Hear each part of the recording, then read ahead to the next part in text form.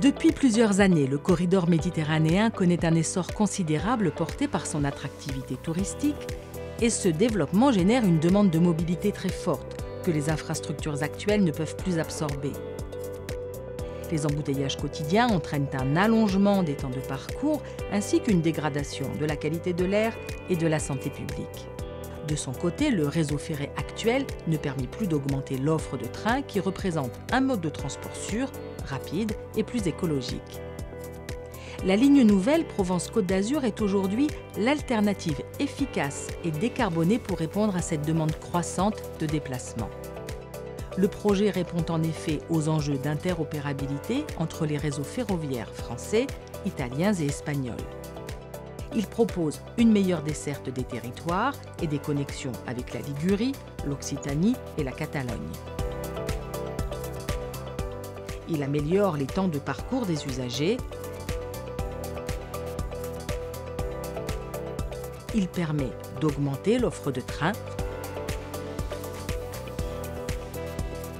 et il préserve le développement du fret.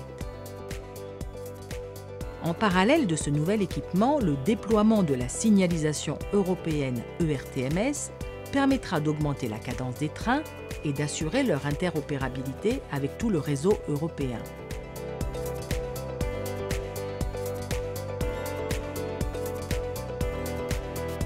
Les phases 1 et 2 du projet suivent un processus d'études et d'autorisations administratives obligatoires avant de pouvoir lancer les travaux.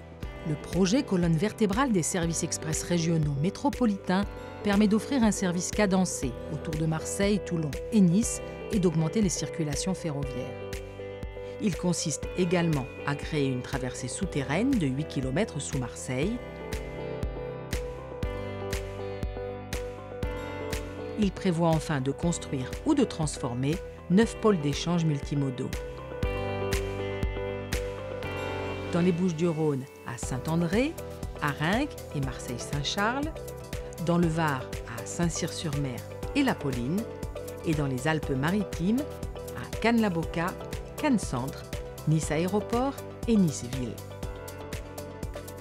Grâce à la ligne nouvelle Provence-Côte d'Azur, d'ici 2035, 23 millions de voyageurs supplémentaires par an pourront ainsi prendre le train chaque année, dont 62% venant de la route.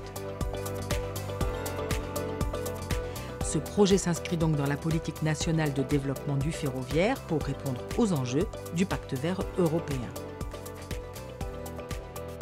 Financé par l'Europe, l'État français et 11 collectivités territoriales à travers la société Ligne Nouvelle Provence-Côte d'Azur, le projet LNPCA, accompagné de l'ERTMS, est la réponse concrète au Pacte vert européen.